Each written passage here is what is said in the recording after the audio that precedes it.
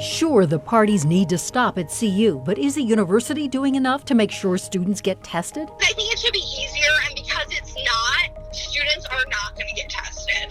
High fire danger across Colorado as temperatures heat up. I'll have details on a snowstorm that's heading our way next week. Plus, the city of Denver admits it can no longer afford to keep concert venues open or pay the employees who staff them. My business partner hasn't had one since March. And a Colorado boy stays cool under pressure after being bitten by a rattlesnake. He literally saved his own life.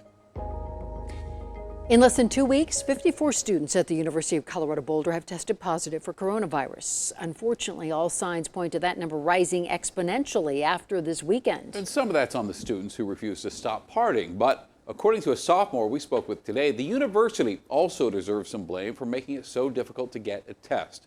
Denver7's Jason Grenauer has a story. I almost wanted to just not get tested. That's how one CU Boulder sophomore ended up feeling after her attempt to get a COVID test on campus. She wanted to stay anonymous because she is now positive for the virus. Her roommate tested positive over the weekend, but when she tried to set up an appointment on Monday for a nasal test, here's how she described it. I call them, wait on hold, then they call me to schedule a Zoom for the next day, wake up in the morning next day, get another call from a nurse practitioner, then log into the Zoom, and then healthcare provider decided the time for me to get tested, which was going to be again later that day. She called it time-consuming, frustrating, and like jumping through hoops. It's too many steps. We asked university officials about this. They responded by saying there is currently no wait time for an appointment and that same-day testing appointments are available.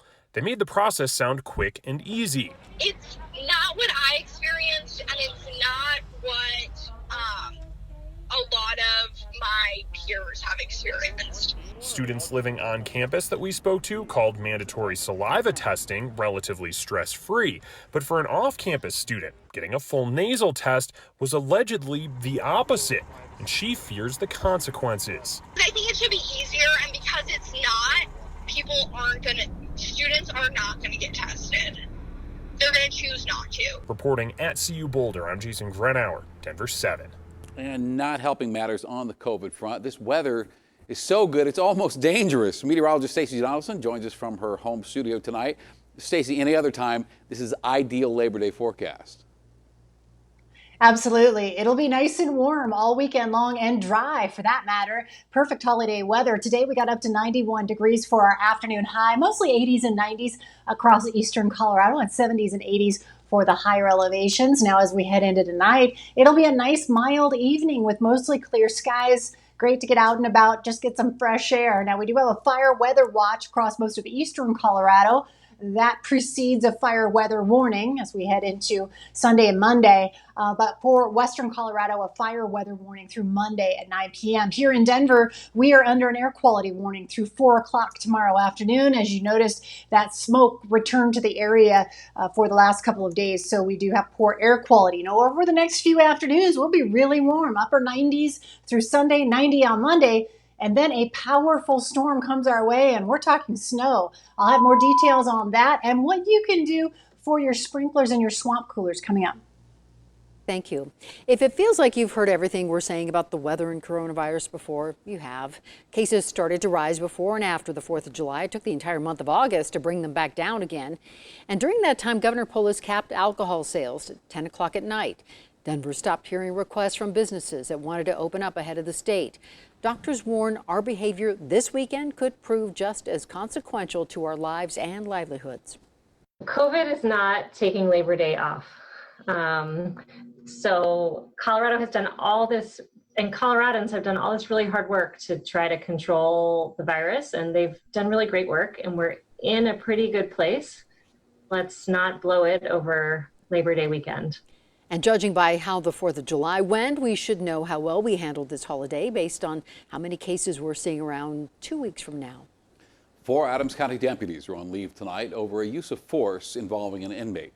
Deputies being placed on leave during an investigation is standard. What stands out here is that one of the deputies is not being paid while the investigation is conducted. Now, other details are being released tonight. A CSU student is suing the university and its catering service over claims that they did nothing to protect her from being assaulted.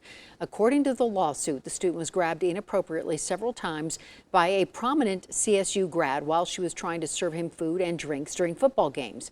She complained several times. For her troubles, the alum was given a better suite and she was demoted. CSU has not returned our request for comment. A $10,000 reward being offered tonight for information in the murder of a Westminster mother. Destiny Morehouse was shot and killed in July trying to break up a fight. At the time, she was throwing a party for dozens of people. And still, all this time, no one has come forward with the information police need to make an arrest. Colorado's Attorney General will neither confirm nor deny an investigation into how Kanye West made it onto the November ballot. West was removed from the ballot in Virginia and Arizona Thursday after judges ruled he did not meet requirements. In Arizona, the issue is that West is a registered Republican trying to run as an independent, and that violates state law. In Virginia, a judge ruled that several of the electors that backed West were misled into doing so. 4 Arvada council members will not be recalled over their attempt to simplify the city's complicated trash policy. So, roughly a dozen trash collection programs operate in Arvada. That means on any given day, there's a garbage truck going down the street. In June, 4 city councilors voted to establish a single citywide provider. Some of the locals didn't want to lose their preferred service and launched this recall effort. Today we learned they did not collect the necessary number of signatures.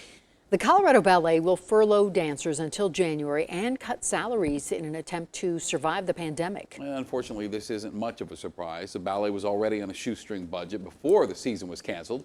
Costumes for the Nutcracker were threadbare. Sets were held in place by duct tape and glue. But the ballet isn't the only place where we are seeing furloughs. Even money-making machines like Red Rocks are making sacrifices to get through 2020. Denver7's Jessica Porter has that story tonight.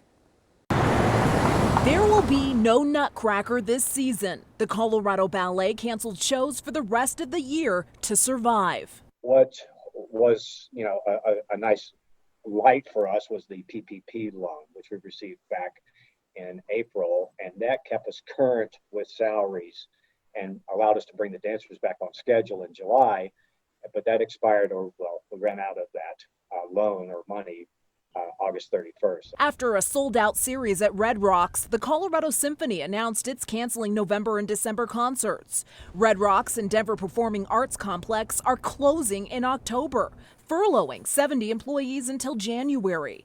Creative industries in Denver have lost nearly 30,000 jobs and $1.4 billion in sales due to COVID. It's tough on all of us, and I look back on our dancers, and they're basically losing a year of their career, which is very difficult for them. It's a short career, obviously. The music industry has lost over 8,000 jobs in Colorado. The Roxy Theater stopped rescheduling shows and had to lay off employees. Any sort of savings has been depleted. I haven't had a salary since March. My business partner hasn't had one since March. All of our employees, unfortunately, their unemployment ran out. Reagan wrote a letter to state leaders asking for relief. Venues are shut down, but still responsible for taxes and maintaining a liquor license. What we could really use is mortgage protection. We could use a proration on any of our licensing costs, and we could use to just completely stop property taxes. Reagan says the recovery may take years and the industry will need help to get there. We don't know if come 2021, people are going to be able to A, afford to go out, and B, are they going to want to? People are afraid to get this virus. Jessica Porter, Denver 7.